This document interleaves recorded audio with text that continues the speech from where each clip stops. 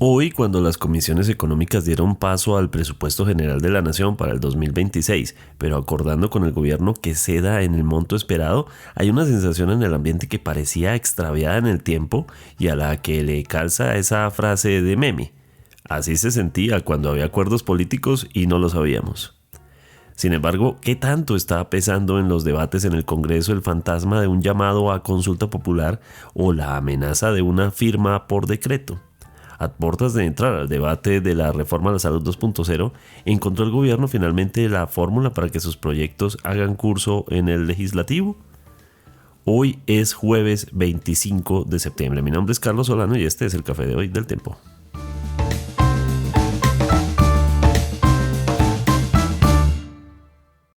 El Tiempo es un medio aliado de The Trust Project.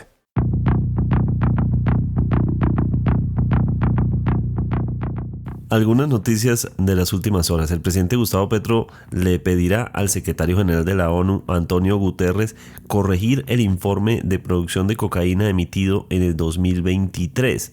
Sin embargo, el organismo internacional ha ratificado el informe que reveló un panorama crítico en el país en ese momento de más de 260,000 hectáreas de cultivos ilícitos. El presidente, en su empeño por defender la gestión de su gobierno en la lucha por el tráfico de drogas tras la desertificación de Estados Unidos, que denunció de manera contundente ante Naciones Unidas, no ha podido convencer hasta ahora de que ese informe, que es el Sistema Integrado de Monitoreo de Cultivos Ilícitos conocido como SIMSI, no es correcto, según el presidente. En dicho informe, entre otras cifras, se dice que la producción de cocaína pura pasó en 2022 de 1.738 toneladas a 2.664 en 2023, lo que significa, según el SIMSI, un incremento del 53%.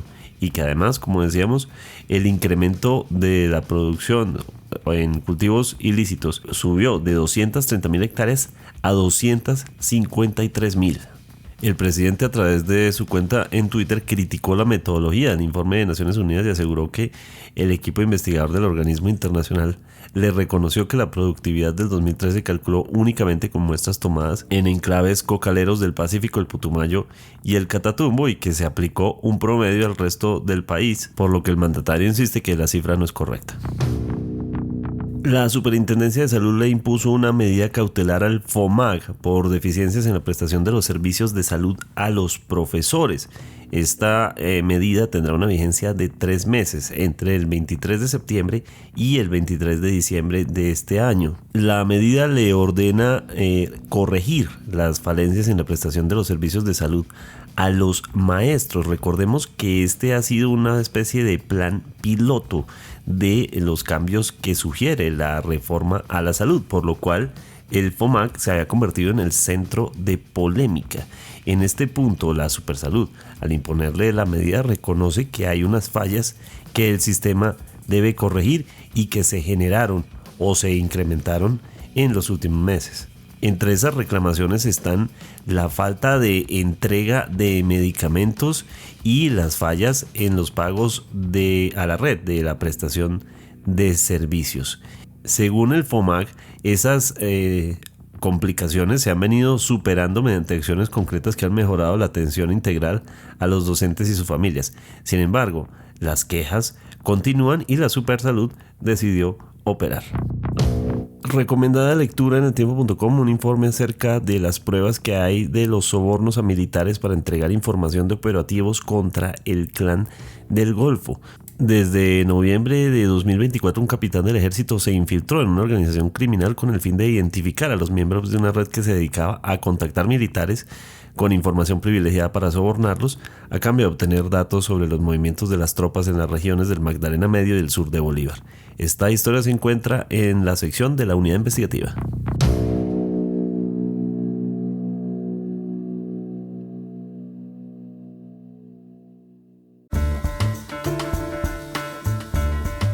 Una jornada particular para el gobierno con una serie de proyectos, pero particularmente el foco estaba en el presupuesto general de la nación, y este miércoles 24 de septiembre las comisiones económicas en el Senado le dieron el visto bueno, aunque con ciertas anotaciones, al presupuesto general de la nación, pero con anotaciones sobre el monto. ¿Qué significa esto para el gobierno? ¿Qué significa esto para el presupuesto general? Y para lo que se espera que venga siendo una reforma tributaria o una ley de financiamiento, dependiendo de cómo el gobierno intente buscarla. Estamos con Mateo García, el subeditor de Política del Tiempo, para entender qué fue lo que ocurrió y cuál es el balance de la jornada, Mateo.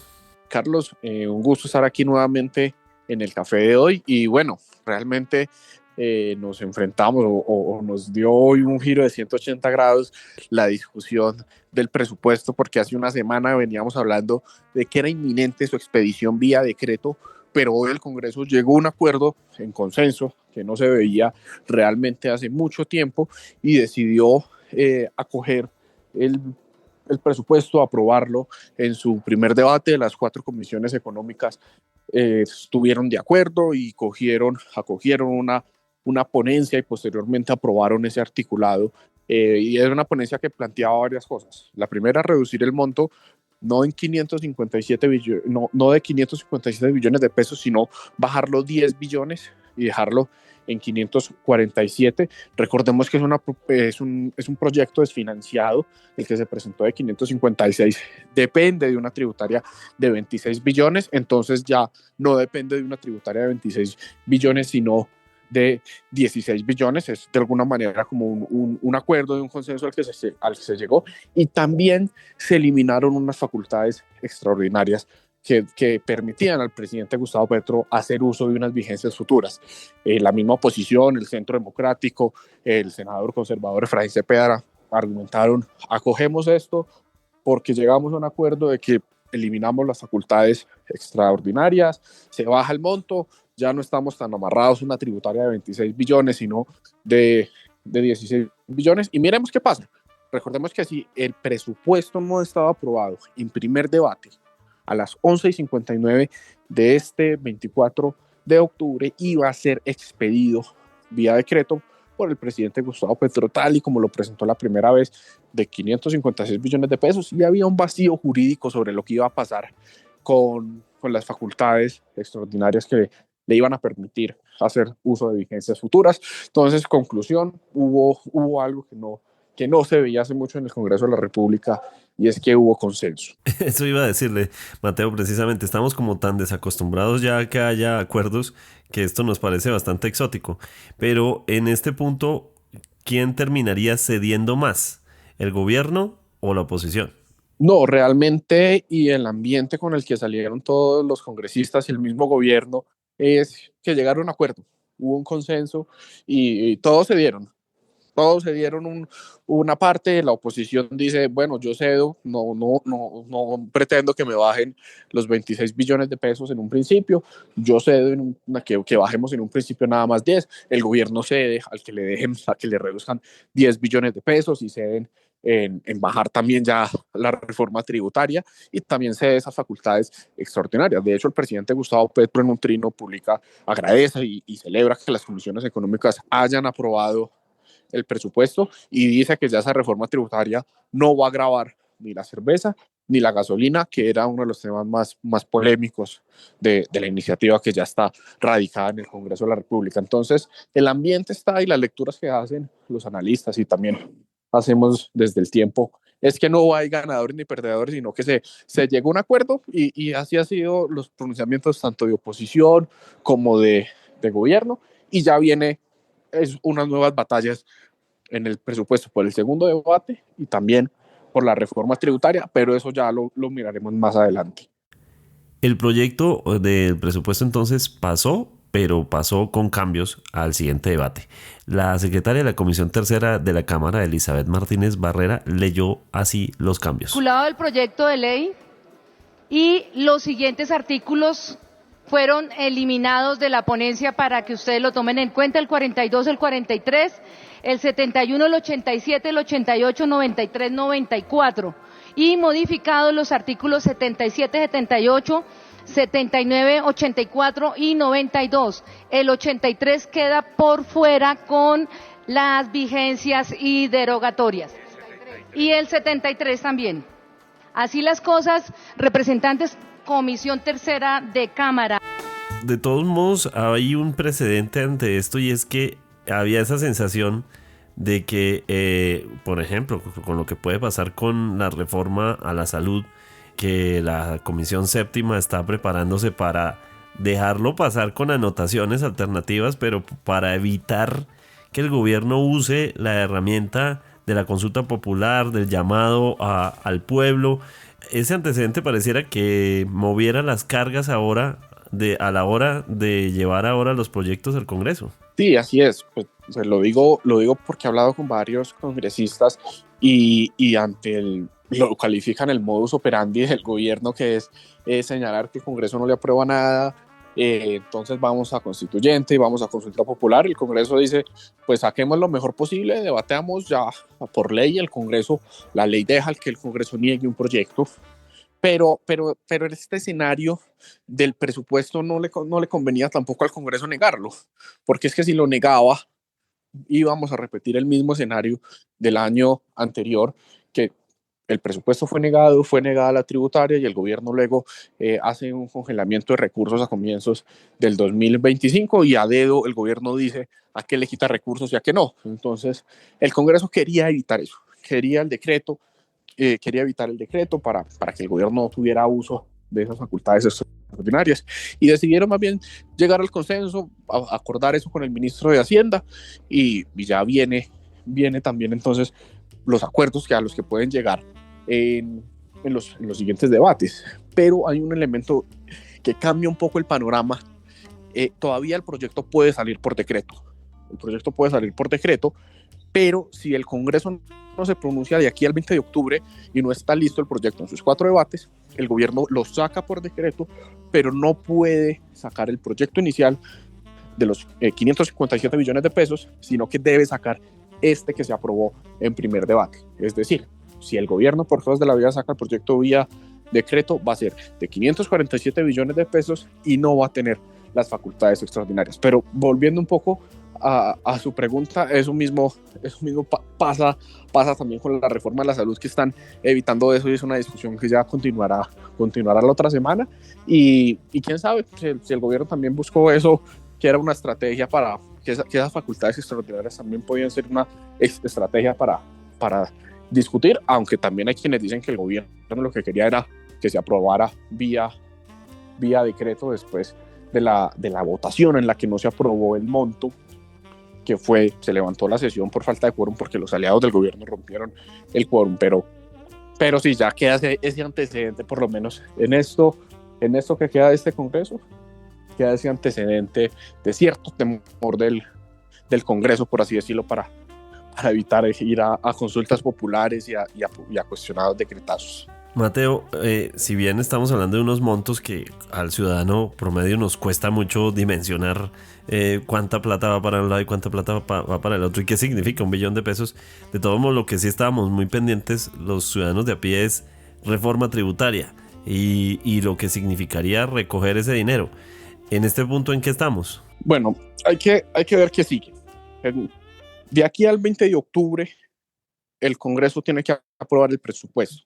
Plenaria de Senado, plenaria de Cámara deben aprobar el segundo debate, de ahí hacer una conciliación y lo mandan a que se convierta en ley de la República. Supongamos que eso sucede, no hay mayores inconvenientes, sigue este ánimo de consenso. Entonces, ¿qué viene? Si lo aprueban sobre este monto de 547 billones de pesos, no está la plata para que ese presupuesto sea de esa cifra. Entonces, automáticamente necesitamos una tributaria de 16 billones de pesos. Esa reforma debe ser tramitada por el Congreso, y ahí ya miraremos si el Congreso le da más impuestos a los colombianos o no. Pero si no se aprueba esa tributaria, el gobierno lo que tiene que hacer es expedir el decreto con la plata que hay hoy, que es de 547 billones de pesos, y luego el otro año hacer un congelamiento presupuestal. Ese es el escenario que sucedió con el presupuesto de este año. Entonces no es que necesariamente se vaya a aprobar esa reforma tributaria. Bueno, entonces es un balance en el que todos ganamos un poquito, incluyendo los que estábamos pendientes de ese tema. obviamente todavía falta mucho en ese trecho. El balance del presidente es positivo entonces. Sí, el presidente quedó contento, el ministro del Interior Armando Benedetti también sale y dice que destacó la actitud del Congreso, y muchas voces en el Congreso también dicen: llegamos a un acuerdo, todos cedimos, nadie gana, nadie pierde, y sí, y no hay decreto de presupuesto, que era lo que realmente quería evitar las voces independientes, la oposición, y entonces está como ese ambiente de que sí se pudo llegar a acuerdos. Ya habrá que esperar qué pasa en los siguientes debates. Pueda que no lleguen a ningún acuerdo ya en los siguientes debates y el proyecto se hunda, pero ya si se hunde no va a ser, insisto, sobre la base de 557 billones de pesos que amarran a una tributaria de 26 billones de pesos o un congelamiento presupuestal de 26 billones de pesos más adelante. Y también no habrá facultades extraordinarias, que lo que significa es que el gobierno puede adelantar platas y con eso van a dejar unas deudas para futuros gobiernos, que es algo que el gobierno ha criticado, que le dejó su antecesor Iván Duque. Según el gobierno de Gustavo Petro, Duque lo dejó muy endeudado y el gobierno podría estar haciendo eso, pero esa posibilidad ya quedó descartada con la aprobación este miércoles del presupuesto en primer debate.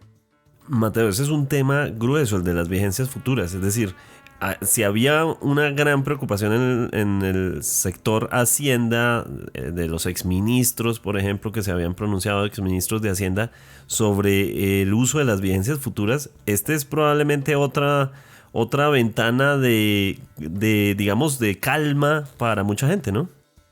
Pues realmente el gobierno buscaba sacar una plata de ahí, por si algo, pero ahora el gobierno ya no va a poder hacer uso de esa plata, no va a poder adelantar plata.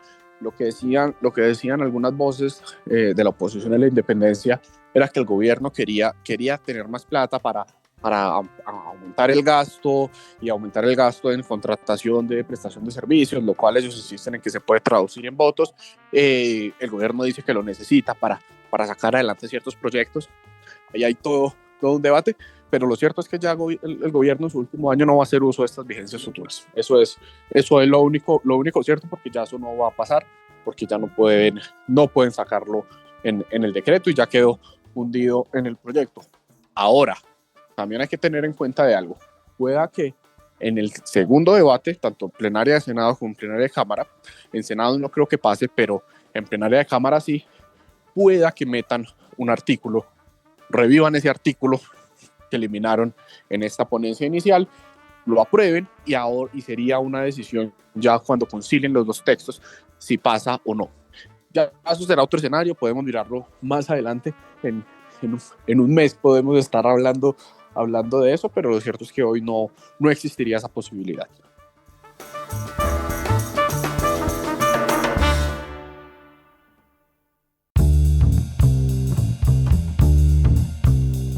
Gracias por acompañarnos en el café de hoy. Suscríbase en todas las plataformas de podcast y en el canal de YouTube del Tiempo. Nos encuentran también en Instagram y en X como @podcasteltiempo. Además, si quieres recibir a través de WhatsApp la notificación de cada nuevo episodio, siga el enlace que se encuentra en la descripción o envíenos un mensaje con la palabra suscripción al teléfono 320-353-27 y haga parte de la comunidad del café de hoy. Mi nombre es Carlos Solano.